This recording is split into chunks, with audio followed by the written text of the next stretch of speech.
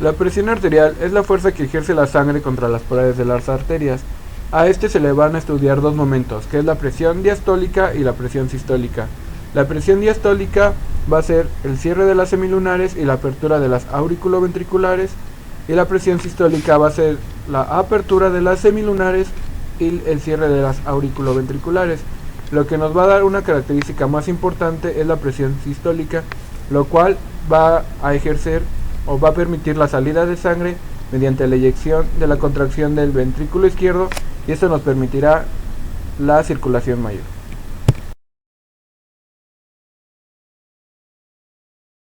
Para poder considerar a una persona con hipertensión arterial se le van a estudiar varios factores, como es su estado nutricional, edad, género, peso y talla.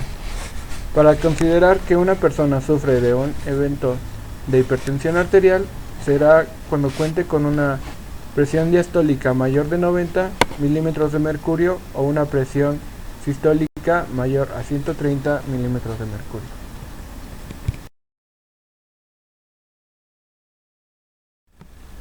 La presión arterial va a estar regulada principalmente por diversas estructuras anatómicas, como lo es el bulbo raquídeo, que se encuentra en el tallo encefálico, los vasoreceptores encontrados en el callado aórtico y en las carótidas, además de la corteza suprarrenal, que va a estar efectuada principalmente por las células yuxtaglomerulares y por factores que aumenten la contracción o dilatación del músculo liso. Hablaremos del tratamiento farmacológico para la hipertensión arterial. Primeramente tenemos a los diuréticos, también tenemos inhibidores de la acción de la renina, también tenemos inhibidores de la enzima convertidora de angiotensina, bloqueadores beta-adrenérgicos, bloqueadores alfa-adrenérgicos, antagonistas de los canales de calcio y vasodilatadores. Ahora daremos una visión general sobre los fármacos que actúan sobre la presión arterial, o mejor conocidos como hipertensivos, y van a actuar sobre los sistemas compensadores de la presión arterial, como son el sistema renina-angiotensina. Hablaremos principalmente de los inhibidores de la enzima convertidora de angiotensina o IECA, antagonistas de la aldosterona, inhibidores directos de la renina como la listirén, beta bloqueadores que van a disminuir la liberación de renina. También hablaremos sobre fármacos que actúan sobre el sistema nervioso, como son los beta bloqueadores, antagonistas alfa 1 y alfa metilodopa. También vamos a hablar sobre los fármacos que disminuyen la forma directa de la resistencia periférica, como son bloqueantes de calcio y vasodilatadores arteriales, y los que van a disminuir el volumen plasmático, que son principalmente los diuréticos. El tratamiento de primera instancia para el tratamiento de la presión arterial van a ser los diuréticos, principalmente de la familia de las tiazidas. Estos fármacos nos van a ayudar a reducir de 10 a 15 milímetros de mercurio la presión arterial, ya que estos van a contar con un mecanismo de acción de la inhibición de la resorción renal de sodio y el aumento de excreción de sal y agua, además de disminuir el volumen sanguíneo en todo el cuerpo. Y además, algunos fármacos tienen el efecto de vasodilatadores directos que van a actuar sobre el músculo liso de las arterias. En esta imagen podemos clasificar los diuréticos dependiendo de su eficacia, y podemos constatar que la eficacia máxima se va a alcanzar con los diuréticos que actúen sobre el asa de Henle. Los diuréticos de eficacia mediana van a ser las tiazidas o hidrotiazidas, y los diuréticos de eficacia ligera van a ser los ahorradores de potasio, inhibidores de anhidrasa carbónica y agentes osmóticos. Hablaremos sobre los medicamentos tiazídicos, que estos van a ser los encargados de bloquear el transporte de iones sodio y de cloro en el túbulo contorneo distal. Sus indicaciones van a ser para pacientes con hipertensión leve a moderada, edema secundario de hipertensión cardíaca, coronaria, daño hepático y litiasis renal. Sus representantes va a ser la hidroclorotiazida, altiazida, entre otros. Sus presentaciones van a ser por comprimidos y se van a administrar por vía oral. Estos se van a metabolizar en riñón y también van a tener una excreción renal y mediante heces. En el siguiente mapa conceptual enfocaremos las características de los diuréticos de asa, que sus principales representantes son la furosemida, la bumetanida y la piretanida. Estos van a tener una administración vía oral y sus presentaciones van a ser en comprimidos o en ampollitas que se pueden administrar intramuscular o intravenosa. Se van a unir a las proteínas plasmáticas para tener un metabolismo en el riñón y su excreción va a ser principalmente por la orina. Sus reacciones adversas va a ser la hipopotasemia, la alcalosis metabólica, la hipovolemia y la retracción del volumen extracelular, hipotensión, hiponatremia, hiperucemia. Las contraindicaciones van a ser en pacientes con arritmias o que tengan otoxicidad y que tengan un daño renal severo. Al mismo tiempo vamos a tener diuréticos que van a ser ahorradores de potasio, que van a estar actuando sobre la última porción del túbulo contorneo distal y la primera porción del túbulo colector. Estos van a ser de dos tipos y van a ser bloqueadores del canal de sodio como la amiloridina y el tripteno. Y también vamos a tener antagonistas de las aldosteronas como la espirolactona. Estos van a estar en presentaciones de comprimidos, por lo cual se va a administrar por vía oral. Van a tener un metabolismo renal y una excreción renal, y también algunas porciones se van a estar excretando por heces. Sus indicaciones van a ser que se van a usar siempre junto con las tiazidas en problemas coronarios y de hipertensión arterial alta debido a esto.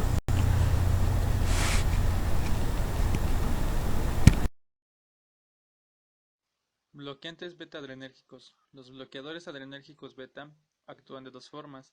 Inhiben la activación de receptores adrenérgicos beta-1 en el corazón y también disminuyen los niveles de renina. La disminución de la activación de receptores hace que el gasto cardíaco disminuya y la disminución de los niveles de renina hace que los niveles de angiotensina 2 también disminuyan. La angiotensina 2 va a producir dos efectos. El primero va a ser la disminución de la resistencia periférica y el segundo la disminución de la aldosterona. En conjunto, la resistencia periférica disminuida con la disminución del cardíaco dan como resultado la disminución de la presión arterial. La disminución de la aldosterona hace que se disminuyan los niveles de sodio y también la retención de agua. Por lo tanto, esto nos dará resultado que haya disminución del volumen sanguíneo. Esta disminución hace que disminuya el gasto cardíaco y de igual forma se da el resultado de la disminución de la presión arterial. Ahora los bloqueantes beta-adrenérgicos reducen el gasto cardíaco, inhiben la liberación de renina, inhiben la liberación de noradrenalina. Los representantes de este grupo son el acebutolol, atenolol, labetalol, propranolol y timodol. Su vía de administración oral o intravenosa. Sus indicaciones son en angina, arritmia, hipertensión o glaucoma. Sus contraindicaciones son asma, bradicardia, bloqueo auriculoventricular e insuficiencia cardíaca congestiva. Sus efectos adversos son broncoespasmo, fatiga, insomnio, mareo, bradicardia, disminución de la tolerancia a glucosa en diabetes, hipoglucemia en pocas palabras. En esta imagen vamos a explicar que con la disminución de la presión arterial se va a estimular en el riñón la liberación de la renina, que junto con el angiotensinógeno van a conjugarse para formar angiotensina 1. Este a la vez, por medio de la conjugación también con la enzima convertidora de angiotensina, van a formar lo que es angiotensina 2. Esta angiotensina 2 va a actuar primero aumentando la presión arterial sanguínea, pero también va a actuar sobre la corteza suprarrenal para que se secrete aldosterona.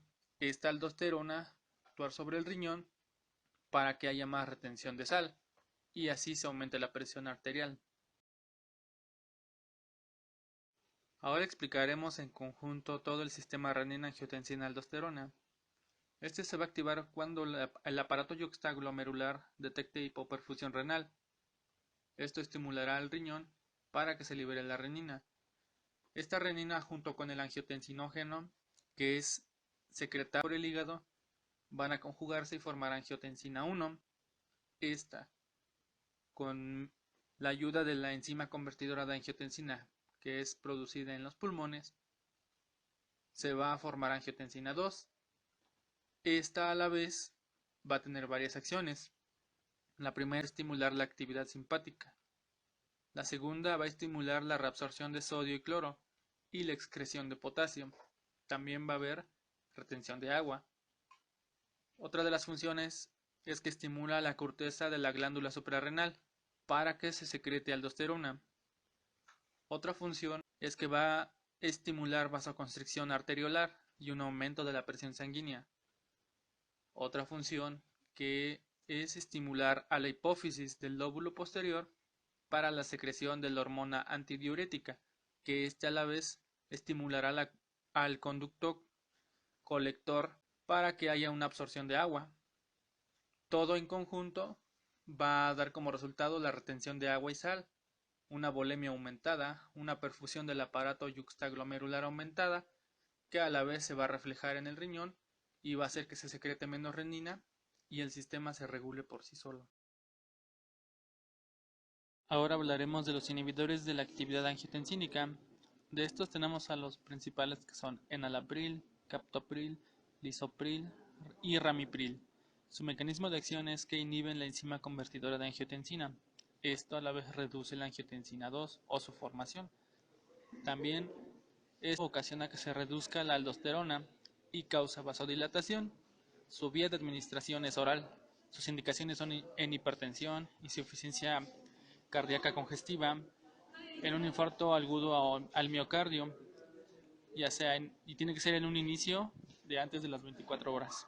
Sus efectos son tos, hipotensión, mareo y cefaleas, diarrea y calambres. Sus contraindicaciones son embarazo y enfermedades renales. Los inhibidores de la actividad angiotensínica tenemos que los antagonistas de los receptores de angiotensina 2, como el losartán, candesartán e irbesartán, tienen un mecanismo de acción en el que inhiben el receptor de angiotensina 2. Esto produce vasodilatación y a la vez reduce la resistencia periférica. Su vía de administración es oral. Sus indicaciones son en hipertensión. Sus efectos adversos son tos, hipotensión ortostática, mareo, cefalea, fatiga, hiperpotasemia y rash cutáneo.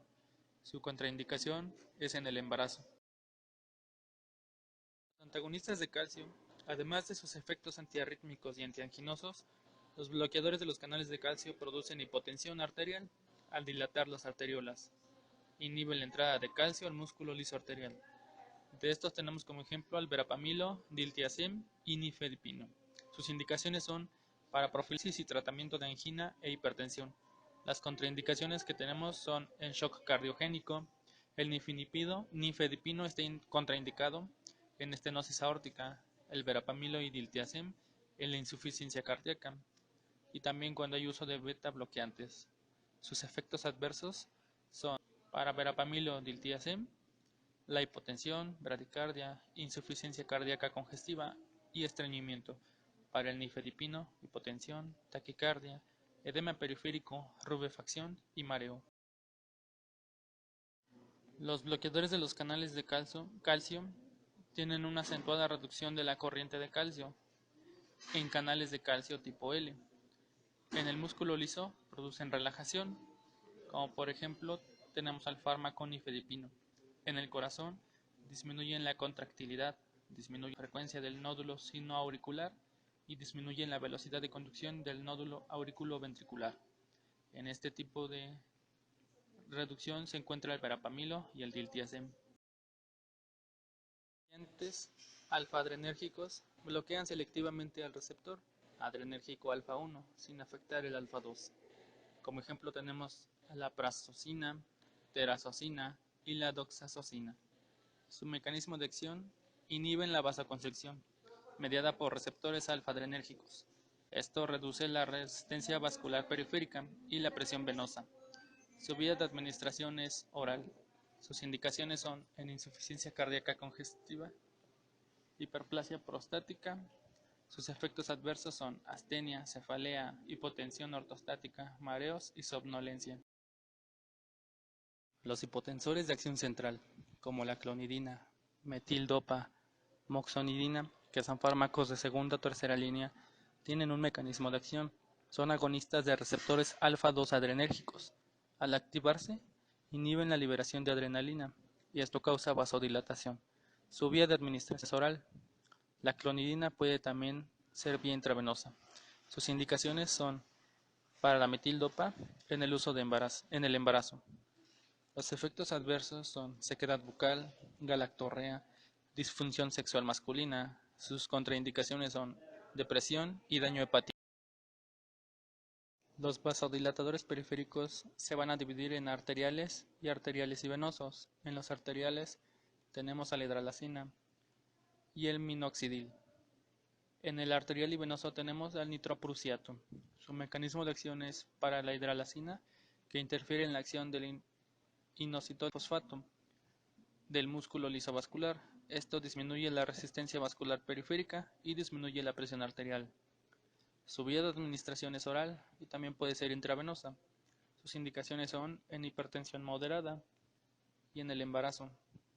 Sus efectos adversos son taquicardia, presión de líquido, náuseas y vómitos. Las contraindicaciones son en lupus o taquicardia.